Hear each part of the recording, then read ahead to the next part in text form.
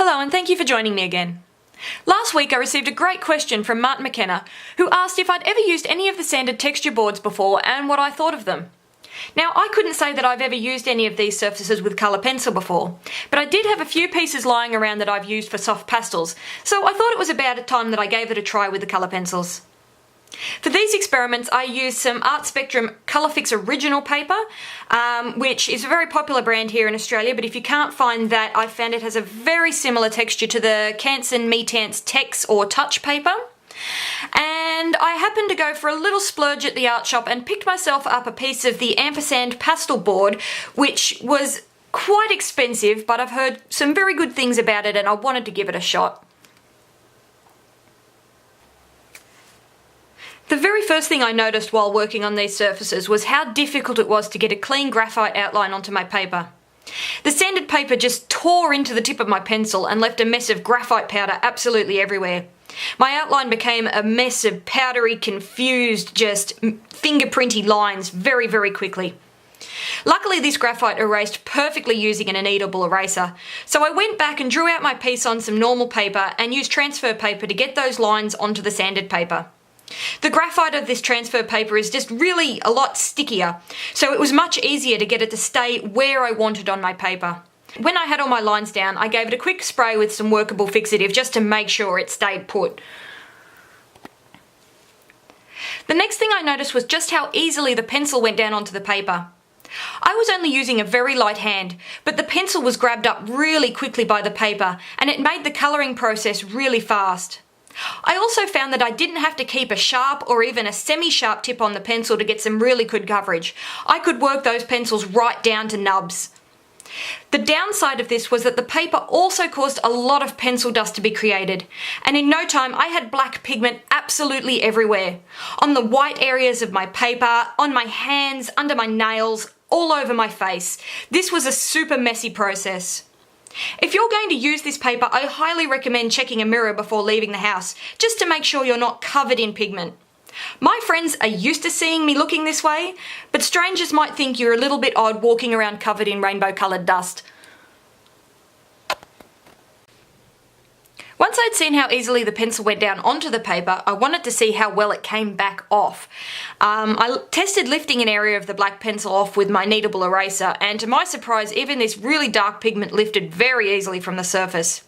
While I don't think I'd ever be able to get it back to completely clean, I was surprised by just how easily I could erase this pencil, and I definitely use this to my advantage on the more polished pieces later on. When the background was covered, I used odorless mineral spirits to blend out the pencil. I found that I had to have a really precise amount of thinner on my brush.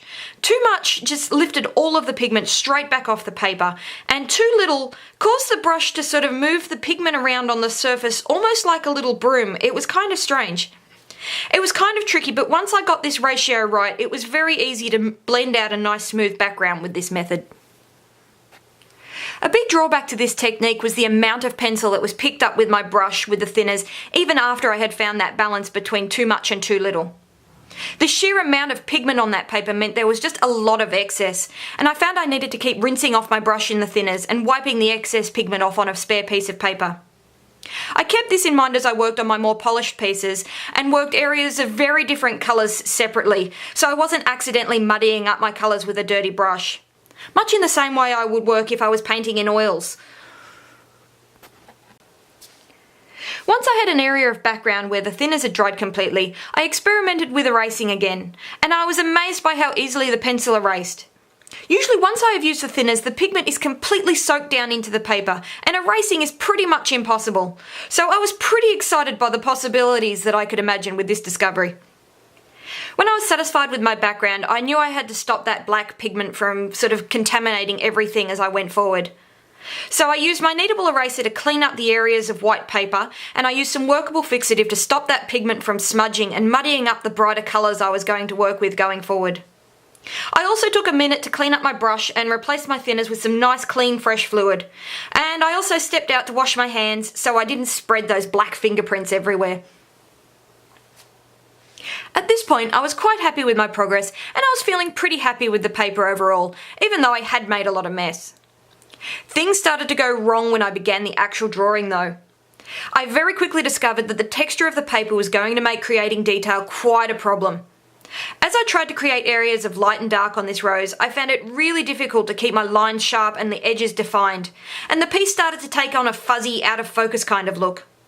I found my darker colours disappearing into my lights and my lights disappearing into my darks, and I was struggling to get any contrast into the image as all that excess pigment was just kind of blending into each other as I went.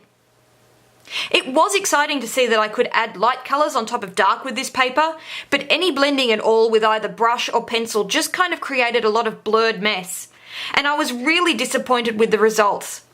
By the time I got to the leaves, I was feeling completely defeated and kind of gave up on trying to fix it anymore, and I was just about ready to call the entire experiment a failure. After such a disastrous result, I stepped back and had to think about what I could do differently. At 4 AM, I awoke to the realisation that I could use the texture of the paper to my advantage, and that perhaps working a little bit more impressionistically may be a good approach. I created a soft blurred background with greens very quickly, and I started to draw an eagle that I had found on paintmyphoto.com. The close-up shot meant that I had plenty of room for detail in the eye, which I completed first and then sealed with a workable fixative. This meant that I could use my kneadable eraser on that eye area to clean up any excess pencil that may be muddying up that area as I worked around it, and I could keep my nice clean lines and contrast without difficulty. I then created a base coat for my feathered areas with a nice medium grey colour blended out with thinners. I then added the texture of the feathers on top of this wash, once again working much more like I would with a painting than I would with a colour pencil drawing. I used my electric eraser to lift off areas of colour of the beak to create those tiny white feathers and to put that shine on the beak. Once I had found a rhythm to this work, I found that I could create almost limitless layers with this paper, lifting and darkening areas however I wanted. I think that being more impressionistic rather than trying to put every detail of feather into this piece worked really well on this paper. Working this way was also incredibly fast, and I had this 5x7 inch piece complete in almost an hour. And I'm really happy with the way this eagle turned out. Having had a small success with the sanded paper, I was now much more confident using the rather expensive pastel board. I chose a gorgeous swan image from paintmyphoto.com and once again started with the background. Water can sometimes be a bit tricky, but it was completed so quickly on this pastel board. The board was ever so slightly smoother than the paper, so I found that I didn't have quite as much issue with the excess pigment, and I would even go so far as to say that completing this background was an absolute delight. In just a few minutes I had a gorgeous full colour background, and I really loved the soft look. I found that adding whites over the darks was just as easy on the board as it was on the sanded paper, so it was really easy for me to add little white sparkles on that water and get a really gorgeous look. The only thing that I didn't like with the board was that there is a slight ridge around the edge, and I had to spend a little bit of time filling that in, but that really is a minor complaint. Once I had the background in place, I started working on the beak and eyes. The photo I was working from was a little dark in this area, so I found that I had to make up some of the details from other references. With the easy layering and erasing on this board, I felt completely confident making up a lot of these details as I went, as I knew it would be really easy to change anything that didn't work out. Once I got to the neck and body, I worked in much the same way as I did with the eagle, placing down a wash of warm and cool greys for the base coat and adding a wash of sky blue around the edges as a bit of a reflection off the water. I then layered white and cream colours over the top of my base in very impressionistic lines and dashes to represent the direction of the feathers. This gave the swan a really soft and glossy appearance. Once again, this whole piece came together in around about an hour and a half, and I am so pleased with the results. So, after a week of trials, what are my final thoughts on working on these surfaces? I like it. I really, really like it. I can't afford to love another art supply, but I just do. While I won't be switching completely to sanded surfaces, I still like the detail that I can get on smoother paper. I love the speed that these pieces came together and the soft look of the final product. In many ways, these pieces look a lot to me like soft pastel, but with the major advantage is that once sprayed with fixative, they are completely sealed. Unlike soft pastels that even once sprayed with fixative, still continually shed dust and need special care and framing. I love the solid feel of the pastelboard. It just makes the whole piece feel like a really quality product, and the surface was just delightful to work on, absolutely worth the cost. Dang it, why do I have to like the expensive things? There is definitely a steep learning curve to these surfaces, so I highly recommend starting out with smaller pieces like I have here before going all in. But the advantages of being able to layer and erase and put light over darks are well worth the effort. I used my Prismacolor, Polychromos, Luminance and Procolour on all of these projects, and I must say that the Polychromos and the Procolour worked best. The waxier Prismacolor and Luminance did work, but they felt a little sticky and draggy on the surface and in some places built up a little bit too quickly. I will definitely be using the pastelboard again, and I'll also be trying out some of the other brands and grades of sanded paper. This was a really fun experiment. To help me fund this little project, I will be listing the original eagle and swan in my Etsy shop, and the rose, well, that's going into the back of a sketchbook where all good experiments belong. I hope you've enjoyed this and found it helpful. Please leave a like or a comment to let me know what you think, and if you'd like to see more of my work, please hit that subscribe button. Thank you so much for watching, guys.